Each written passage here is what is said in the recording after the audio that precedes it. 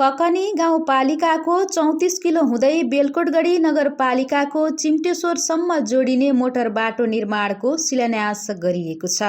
पर्यटकीय सम्भावना बोकेका चिम्टेश्वरलाई सहज यातायात पहुँचमा जोड्ने उद्देश्य सहित 34 किलो ओखले भन्ज्याङ मार्ग हुँदै मोटर बाटो निर्माण कार्यको शुक्रबार बागमती प्रदेशका निवर्तमान मुख्यमन्त्री बहादुर सिंह लामा तामाङले शिलान्यास गर्नु भएको हो।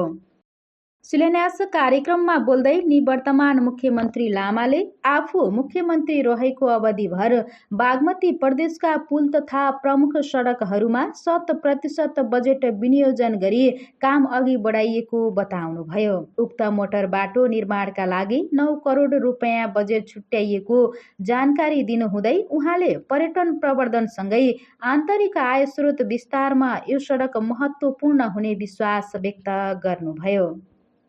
हाम्रो योजना कहाँनिर गइरहेछ भन्दाखेरि हामीले अनुसन्धान गरेनौं। अनुसन्धान बिना हामीले काम गर्यौं। अनुसन्धान गर्नुपर्छ। यसले गर्दाखेरि रोजगारी सिर्जना गर्छ। यो सबै चिजहरु यो चाहिँ अब यस्तो हिमाल देख्ने ठाउँ प्राय जसो पाउँदैन। किनभने विदेशी किन आउँछ? उले नदेखेको चिज आउने हेर्न आउने त हो नि। देखेको चिज भए किन आउने? यहाँ चाहिँ हामीले चाहिँ पिज्जाहरु के बर्गर सर्गर बनाउ त्यस्तो बनाउने होइन। हामीले बनाउने भनेको यहाँ के उत्पादन हुन्छ? कोदोको सानो रोटी बनाउने। पहिले लुम्बु भन्थ्यो, के लुम्बु भन्थ्यो, के भन्थ्यो। अनि परिकारहरु बनाएर चप खाने।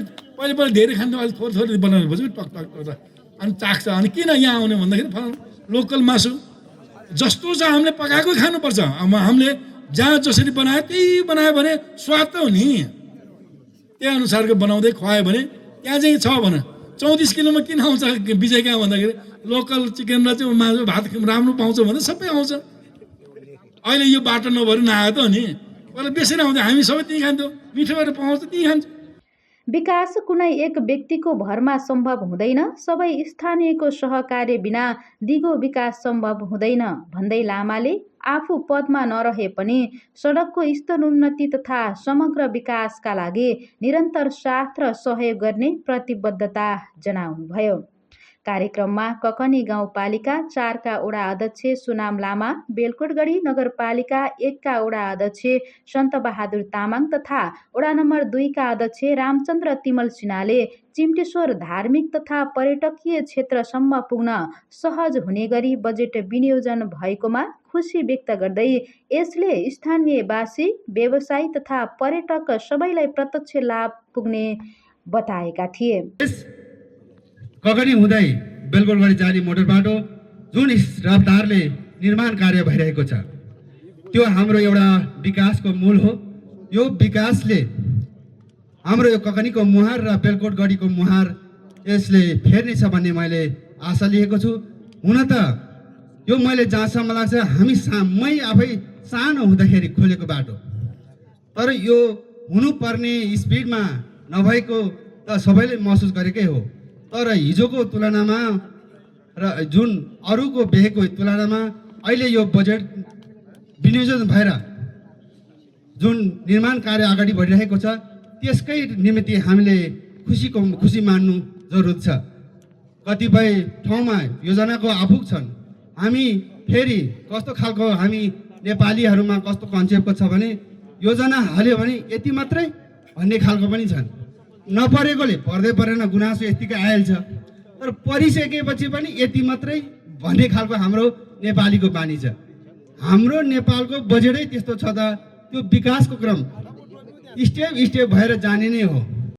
सडक निर्माणको प्रारम्भिक चरणमा स्थानीयले खेलेको भूमिकाको प्रशंसा गर्दै समाजसेवी नवराज ढुङ्गानाले हजारौं स्थानीयको श्रमदानबाट बाटो खन्ने ऐतिहासिक प्रयास आजको प्रगतिका आधार भएको उल्लेख गर्नुभयो। उहाँहरूको सुरुवातको योगदानले नै आज यो ठाउँमा यो एउटा विकासको मूलको निर्माण सुरुवाती हुँदैछ।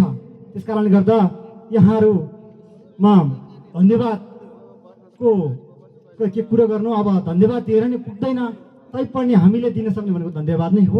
जसले सुरुवात गर्नुभयो ती अग्रजहरू सम्मानका लागि योग्य हुनुहुन्छ। यो समाज सधैँभरि उहाँहरूका प्रति ऋणी छ। हामी पनि ऋणी नै छौँ, ऋणी रहने नै छौँ। त्यसका लागि हामी आभार व्यक्त गर्न चाहन्छौँ। र सन्दर्भ यो बाटोको विषयमा चाहिँ हामीले किन यसरी यो 30 वर्षसम्म यो बाटो चाहिँ बनेन त भनेर यदि हामीले सँगै बसेर आत्मसमीक्षा गर्यौं भने हामीले कहिल्यै पनि विकास गर्नका लागि हामीले अगुवाई गर्दै गरेनौं। हामीले गर्यौं केवल भने सस्तो राजनीति गर्यौं। मेरो पार्टी सरकारमा भएको बेलामा 20 लाख रुपैयाँ लिएर आयौं, हामी गाउँमा फुटानी लाउँदै हिँड्न थाल्यौं। अर्कोले अर्को पार्टीको चाहिँ सरकार भएको बेलामा 30 लाख ल्यायौं, अर्कोले अर्को दिन फुर्ती लाउन थाल्यो। अर्को वर्ष हामी यसै गरी विकास गरेनौं कि राजनीति गरिरह्यौं। विकास निर्माणमा, बाटोमा, खानेपानीमा, हरेक कुरामा, मठ मन्दिर, हाम्रा गुम्बा, चैत्य, हरेक कुराहरू बनाउने सन्दर्भमा हामीले राजनीति मात्र गरिरह्यौं। त्यसकारणले गर्दा हामी पछि पर्यौं। 34 किलो ओखले भन्ज्याङ सडक निर्माण बेलकोटगढी नुवाकोट भनेर रहेको छ भने यसको कार्यान्वयन गर्ने निकाय चाहिँ पूर्वाधार विकास कार्यालय रहेको छ र यस सडकको कुल डिपिआर चाहिँ हाम्रो 8 किलोमिटर भएको मध्ये हामीले गत साल चाहिँ बहुवर्षे बनाएर चाहिँ यो 2.2 किलोमिटर सडक चाहिँ अब यो साल चाहिँ हाम्रो स्तर उन्नति हुँदैछ र यसको ठेक्का सम्झौता चाहिँ गत 2082 साल असार 10 गते भएको थियो र यसको निर्माण व्यवसाय चाहिँ सिसन जुरेथुम आरएनएस जेबी काठमाडौँ रहेको छ र यसको सम्पन्न गर्नुपर्ने मिति चाहिँ 2083 साल पुष महिना 9 गतेसम्म यसको 18 महिना यसको चाहिँ सम्पन्न गर्नुपर्ने मिति चाहिँ यसको योजनाको अवधि त्यति छ भने त्यस्तै यसको सम्झौता रकम चाहिँ यो कुल चाहिँ यसको इस्टिमेट चाहिँ 9 करोड थियो र त्यसमा चाहिँ अहिले घटेर चाहिँ उहाँहरूले सम्झौता रकम चाहिँ अहिले 6,32,79,509 रुपियाँ 90 पैसा पिएस र भ्याट समेत गरिरहेको छ। यो बाटोको सुरुवाती चरणमा बाटो खन्नुपर्छ भनेर कुमारी गाउँपालिकाको 6 नम्बर वडामा बेलकोटगढी तत्कालीन बेलकोटगढी 4 नम्बर 9 नम्बर र बेलकोट गाउँपालिकाका परिचित बासु कणवाल, देवराज ढुङ्गाना, शालिग्राम सापकोटा र नवराज सापकोटा ज्यूहरूले एउटा सानो मिटिङ गरेर सुरुवात गर्नुभएको थियो। 2050 सालको कुरा हो यो। त्यतिखेर म भर्खर एसएलसी दिएर आएको थिएँ। त्यसपछि तत्कालै त्यो कार्यान्वयनलाई अगाडि बढाएर लिएर जाने विषयमा सम्पूर्ण जनतालाई एकीकृत गरेर लिएर जाने कुरामा विशाल जनसमुदायहरू उपस्थित भएर भन्ज्याङमा यसै गाउँपालिकाको सुपरिचित व्यक्तित्व पूर्व जिल्ला सभापति पनि हुनुभयो, उहाँ गाउँपालिकाको अध्यक्ष पनि हुनुभयो, शेषमान लामाज्यू आज उहाँ हुनुहुन्न। यो बाटोको मुख्य अध्यक्षको रूपमा उहाँ रहनुभयो। सचिव म भएँ र कोषाध्यक्ष आत्माराम आइतराम तामाङ हुनुहुन्थ्यो, उहाँको पनि मृत्यु भइसकेको छ। यी लगायतका साथीहरू 1 नम्बर वडाका सुनबहादुर तामाङ, शिवबहादुर तामाङ, 9 नम्बरका कुमारीका 6 का विश्वलाल श्रेष्ठ लगायत कृष्ण प्रसाद ढुङ्गाना लगायत सारा व्यक्तित्वहरूको जमघट हुँदै हामीले टोल गठन गर्यौं, उपभोक्ता समितिहरू गठन गर्यौं, मकै र भटासहरू लिएर आउँदै गर्दा सबैभन्दा महत्त्वपूर्ण ढोका खोल्नु थियो यो ककनी गाउँपालिकाको जुन यो रोडको एरियामा बस्ने व्यक्तित्वहरू।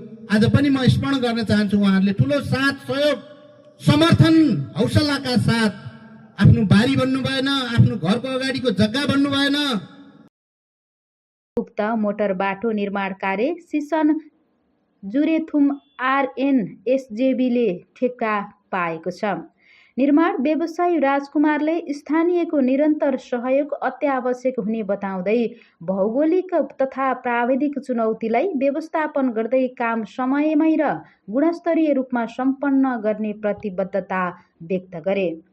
शिलान्यास कार्यक्रममा विभिन्न राजनीतिक दलका प्रतिनिधि, सङ्घ संस्था, महिला समूह, सहकारी तथा स्थानीयवासीहरूको उल्लेखनीय उपस्थिति रहेको थियो। यस सडक निर्माणसँगै पर्यटन विकास, व्यापार विस्तार, धार्मिक स्थल पहुँच सुधार तथा स्थानीयको दैनिक जीवन स्तरमा महत्त्वपूर्ण